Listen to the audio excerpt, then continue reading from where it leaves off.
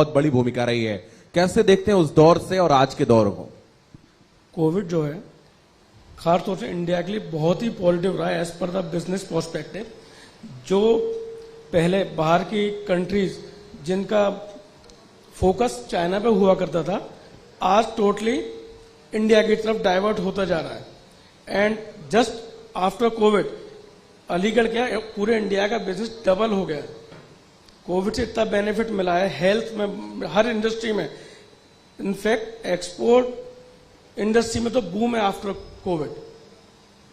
बहुत ही अच्छा रहा है कोविड के दौरान। मतलब वो कहते हैं ना कि अवसर मिला है कोविड के दौरान नई नई चीजें डेवलप करने का, नए नए प्रोडक्ट मार्केट में लॉन्च करने का।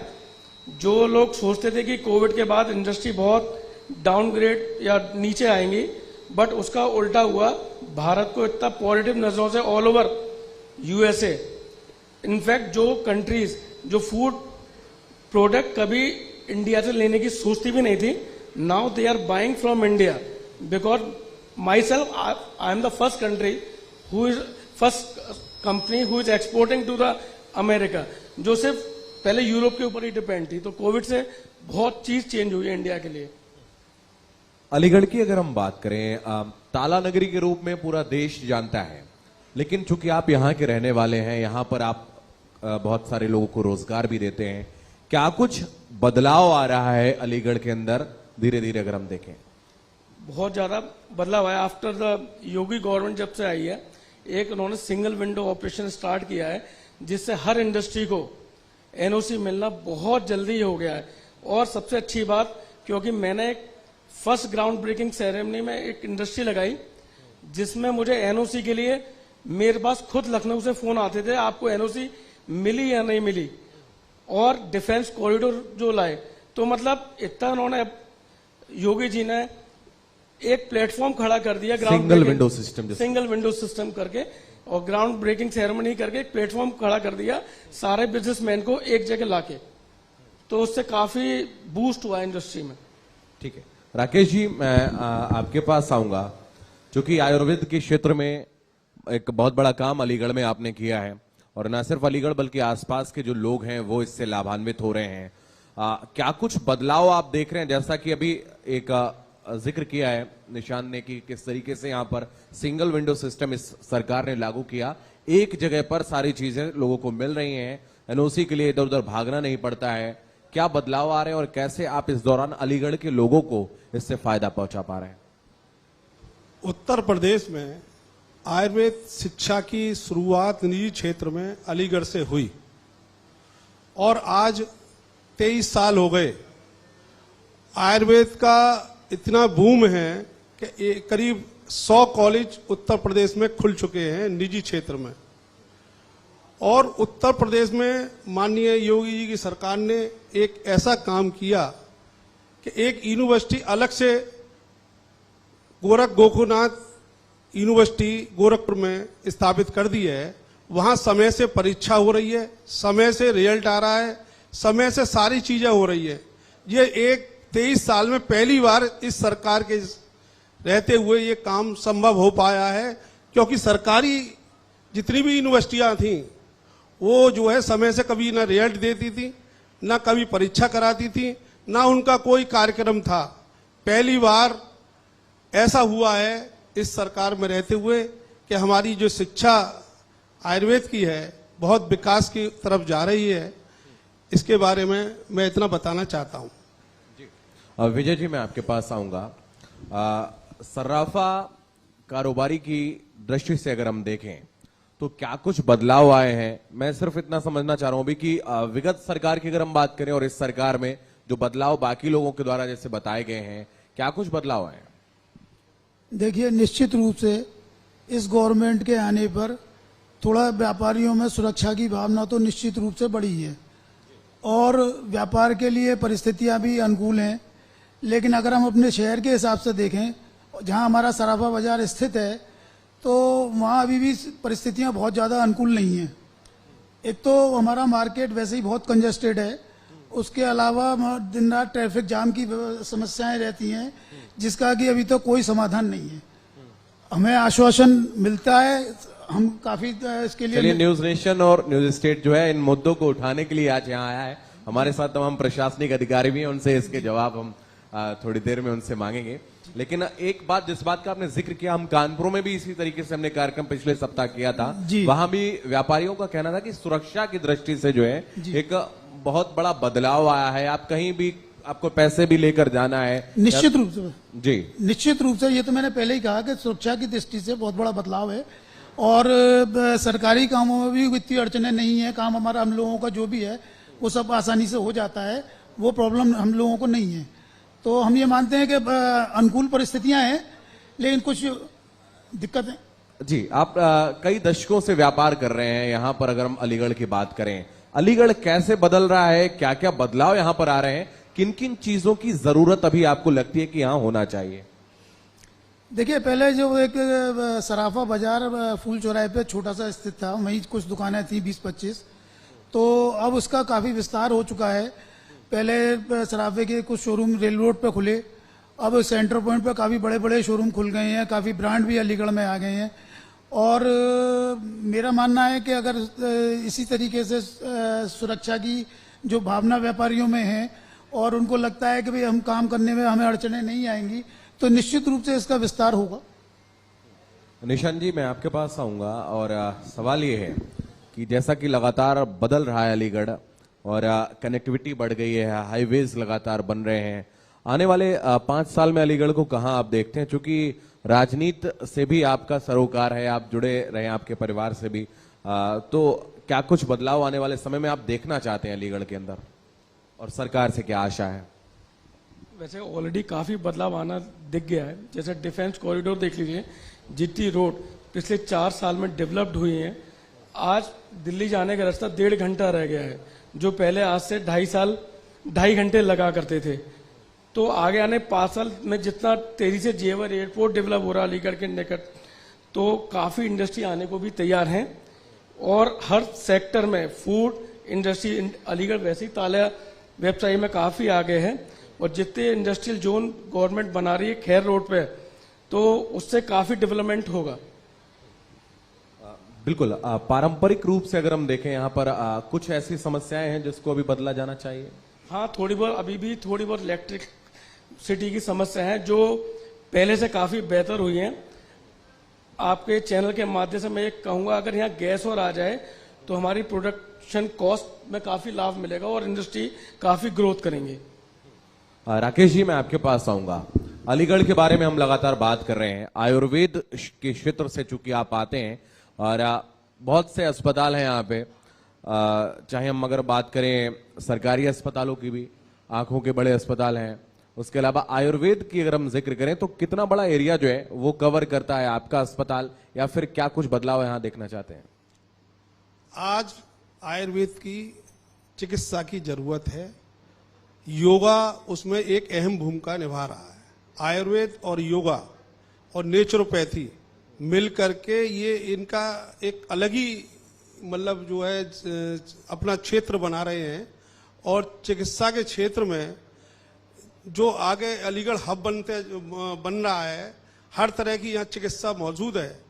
और यहाँ पर मैं समझता हूँ शिक्षा का भी हब है अलीगढ़, और इसमें बहुत विकास हुआ है।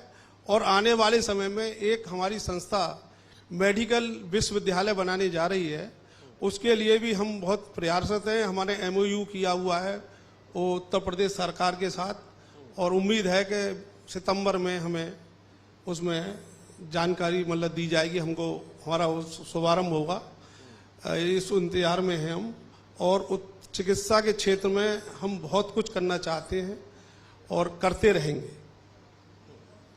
उत्तर प्रदेश के मुख्यमंत्री को जब हम सुनते हैं, कई मंचों से उन्होंने जिक्र किया है $1 ट्रिलियन की इकोनॉमी उत्तर प्रदेश को बनाना, तो उसमें अलीगढ़ की कितनी भूमिका होगी? कैसे आप सहायक होंगे यहाँ के व्यापारियों की बात करें, और क्या आपको ये सपना साकार होता नजर आ रहा है? हो पाएगा, संभव है ऐसा? मुख्यमंत्री जी तो जो कार्य कर रहे हैं वो अविश्वसनीय हैं। उन्होंने ऐसे कार्य करके दिखाए हैं जो आज तक कोई सरकार नहीं कर पाई। लेकिन यहाँ पर GST का मुद्दा मैं छोड़ना चाहता हूँ। GST के अधिकारियों को उन्होंने जो है व्यापारी और उद्यमियों को नहीं छोड़ा। अगर वो आते हैं किसी के शॉप पर या किसी इंडस्ट्रीज में किसी के यहाँ, तो कम से कम उसके नाम का एक पत्र दिखाना चाहिए उसे। वो दिखाते नहीं है, सीधा आकर के और इंक्वायरी करनी शुरू कर देते हैं, और उससे उद्यमियों में और व्यापारियों में हड़कंप मच जाता है, और व्यापार मंडल फिर अपनी सक्रिय भूमिका निभाता है। तो मैं चाहता हूं कि जीएसटी और सीजीएसटी, सेंट्रल की जो जीएसटी है और यूपी की जो जीएसटी है, इन पर विशेष ध्यान देने की जरूरत है सरकार को, और जिससे कि व्यापारी और उद्यमी निश्चिंत होकर के अपने व्यापार और उद्यमी चला सके। बिल्कुल। निशान जी, मैं आपके पास आऊंगा। अर्थव्यवस्था का हम बात करें तो अर्थव्यवस्था के बारे में अलीगढ़ की चूंकि एक भूमिका रही है, ताला उद्योग के रूप में पूरा देश इनको जानता है। इसके अलावा अलीगढ़ की क्या पहचान है जिसके रूप में अलीगढ़ को अब जाना जाए, जिन क्षेत्रों में, जिन सेक्टर में काम किया जा रहा है यहाँ पर? डिफेंस कॉरिडोर, फर्स्ट और डिफेंस कॉरिडोर, क्योंकि सबसे पहली फैक्ट्री भी जो लगने जा रही है डिफेंस कॉरिडोर अलीगढ़ से स्टार्ट हुआ है। 1-2 फैक्ट्री ऑलरेडी स्टार्ट हो गई है। सेकंड, जेवर एयरपोर्ट जो कि अलीगढ़ में ही है ऑलमोस्ट, तो उससे अलीगढ़ की पहचान बढ़ती जा रही है। बिल्कुल। तो ये दो बहुत बड़ी बातें हैं। एक तो जेवर एयरपोर्ट की हम बात करें जिससे कनेक्टिविटी बढ़ेगी, उसके अलावा डिफेंस कॉरिडोर की बात करें तो डिफेंस कॉरिडोर से क्या कुछ और कितना बदलाव आने वाला है राकेश जी? डिफेंस कॉरिडोर से बहुत बड़ा व्यापार और रोजगार मिलेगा। जितने भी बेरोजगार हैं उनको बहुत बड़ा रोजगार मिलेगा, साथ में सरकार को भी बहुत राजस्व मिलेगा। ये डिफेंस कॉरिडोर एक बहुत अच्छा अलीगढ़ के लिए बना है, और इससे रोजगार और राजस्व और व्यापारियों को काम मिलेगा।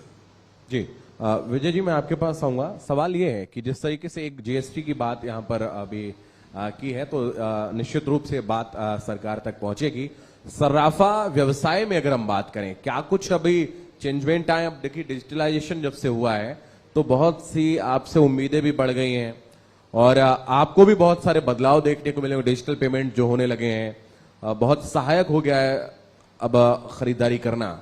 और दूसरी एक सवाल जो सबसे ज्यादा जहन में उठ रहा है कि ऑनलाइन लोग ज्यादा शॉपिंग करना पसंद करते हैं, तो क्या कुछ आपके व्यापार पर, व्यवसाय पर भी इससे फर्क पड़ा? देखिए, जहाँ तक ऑनलाइन का सवाल है, हमारे यहाँ पेमेंट तो आजकल जितने भी हो रहे हैं वो कार्ड और पेटीएम वगैरह से ही हो रहे हैं। पहले जो कैश पेमेंट वगैरह हुआ करते थे, आज की तारीख में कैश पेमेंट कम होता चला जा रहा है, डिजिटल पेमेंट बढ़ता चला जा रहा है। पहले ये वो स्थिति थी, कस्टमर हमारे यहाँ जितना भी आता था सब कैश लेके आता था, अब ज़्यादातर पेमेंट डिजिटल होता है। तो आज की स्थिति में ये परिवर्तन तो आए हैं। उसके अलावा पहले हमारे यहाँ जो ज्वेलरी बिका करती थी उस पर कोई हॉलमार्क और HUID वगैरह नहीं होता था। पहले गवर्नमेंट ने हॉलमार्किंग लागू करी, फिर उसके बाद में HUID लागू करी, जिससे कि अब जो कस्टमर है उसको एक ये विश्वास रहता है कि मैं जो ज्वेलरी ले रहा हूँ वो जो उसको बताया जा रहा है वही है। तो ये एक बहुत बड़ा परिवर्तन है अपने आप में हमारे बिजनेस के लिए, और ये कस्टमर के लिए भी बेनिफिट है, और दुकानदार के लिए भी। कभी भी उसको उस बात में कहीं ये नहीं है कि बाद में उसे दिक्कत हो, कभी मैंने जो चीज़ दी है वो भी श्योर है और कस्टमर भी उसमें श्योर रहता है। निशान जी, लगातार हम व्यवसाय की बात कर ही रहे हैं, थोड़ी सी राजनीति की बात कर लेते हैं। सरकार का बदलाव हुआ 2017 में, मुख्यमंत्री योगी आदित्यनाथ बने, उसके बाद से बहुत से बदलाव आपने देखे। सुरक्षा व्यवस्था को काफी चाक चौबंद किया गया है। क्या कुछ अलीगढ़ में बदलाव आया है सरकार बदलने के बाद, जो 2017 से पहले का दौर था उसके बाद से अब? बहुत कुछ बदलाव है। आज लॉ एंड ऑर्डर बहुत ही अच्छा है। जितना प्रशासन है, आज जो पहले छुटपुट घटनाएं भी होती थी वो भी होना बंद हो गई है। ये काफी बड़ा बदलाव आया है। क्या कहना चाहेंगे राकेश जी इसी प्रश्नों पर? मैं इससे बहुत संतुष्ट हूँ। हमारे जो भी प्रशासनिक अधिकारी हैं बहुत ही अच्छी तरह से कुशल नेतृत्व अलीगढ़ को दे रहे हैं। गुंडे माफिया अलीगढ़ छोड़ छोड़ करके भाग गए हैं। यहाँ पर मैं समझता हूँ ऐसा माहौल बन गया है कि कोई रात में जाए दिन में जाए और बिल्कुल सुरक्षित अपने घर पहुंचेगा। जी, यही सवाल मेरा विजय जी आपसे भी है। हमारा व्यवसाय तो खास तौर से सुरक्षा से जुड़ा हुआ है, लेकिन विगत दिनों से जब से गवर्नमेंट आई है बीजे, तो उसके बाद से हम लोग काफी अपने आप को सुरक्षित महसूस करते हैं, अपने परिवार की तरफ से भी, बिजनेस की तरफ से भी, और निश्चित रूप से बहुत सुरक्षा का माहौल है हर दृष्टिकोण से। जो पहले हर समय ये भय लगा रहता था कहीं भी लूटने का, किसी भी किडनैपिंग का, वो आज की तारीख में उन चीजों से निजात मिली हुई है। चलिए, बहुत धन्यवाद निशांत जी, राकेश जी, विजय जी, आप तीनों का हमारे साथ इस खास कार्यक्रम में जुड़ने के लिए। आपने अपना कीमती वक्त हमारे साथ साझा किया, तमाम सवालों के आपने जवाब दिए। बहुत शुक्रिया आपका, thank you so much. Thank you Shubham. जोरदार तालियों के साथ सभी का आप सभी से अनुरोध होगा कि मंच पर बने रहें। आप सभी से अनुरोध होगा मंच पर बने रहें। और अब मैं मंच पर श्री लक्ष्मी नारायण चौधरी जी को आमंत्रित करना चाहूंगी कि सर आप मंच पर आएं और इन्हें सम्मानित करें। तो निशांत सिंह जी हमारे साथ मंच पर मौजूद हैं, राकेश गुप्ता जी हमारे साथ मंच पर मौजूद हैं और विजय अग्रवाल जी हमारे साथ मंच पर मौजूद हैं। एक एक कर आप सभी को सम्मानित करें। तो जोरदार तालियों के साथ एक बार फिर से सम्मानित, और आप सभी से अनुरोध है कि जोरदार तालियों के साथ इनका स्वागत करें। राकेश गुप्ता जी, विजय अग्रवाल जी, तमाम बड़ी बातों का जिक्र और उन तमाम मुद्दों को छूने की कोशिश, किस तरह से प्रदेश में विकास हो रहा है, किस तरह से योगी सरकार में देश और प्रदेश में विकास हो रहा है, इन तमाम बातों का जिक्र कर रहे थे इस पैनल के जरिए। और चलिए अब मैं मंच पर बुलाना चाहूंगी डॉक्टर संजय भार्गव को, डॉक्टर राजेश्वर सिंह को और डॉक्टर विभव वार्षण्य को भी मंच पर आमंत्रित करना चाहूंगी। आपसे अनुरोध है कि आप मंच पर आएं, जोरदार तालियों के साथ इनका स्वागत करें। तो हमारे साथ संजय भार्गव जी जो कि रेडियोलॉजिस्ट हैं, डॉक्टर विभव वार्षण्य जी जो कि चाइल्ड स्पेशलिस्ट हैं, साथ ही डॉक्टर राजेश्वर सिंह चौधरी जी हमारे साथ हैं जो कि सर्जन हैं। आप सभी का बहुत बहुत स्वागत है और मंत्री जी से अनुरोध है कि आप इन्हें सम्मानित करें, स्मृति चिन्ह देकर सम्मानित करें। तो न्यूज नेशन एक्सीलेंस अवार्ड 2023 के जरिए हमारी कोशिश है उन तमाम बड़े मुद्दों को छूने की, किस तरह से प्रदेश में विकास हो रहा है और तमाम बड़ी बातों का जिक्र करेंगे, किस तरह से शिक्षा के क्षेत्र में, स्वास्थ्य के क्षेत्र में देश और प्रदेश आगे बढ़ रहा है। तो लगातार हमारी कोशिश है, क्योंकि अलीगढ़ की बात हम इस वक्त ताला ताली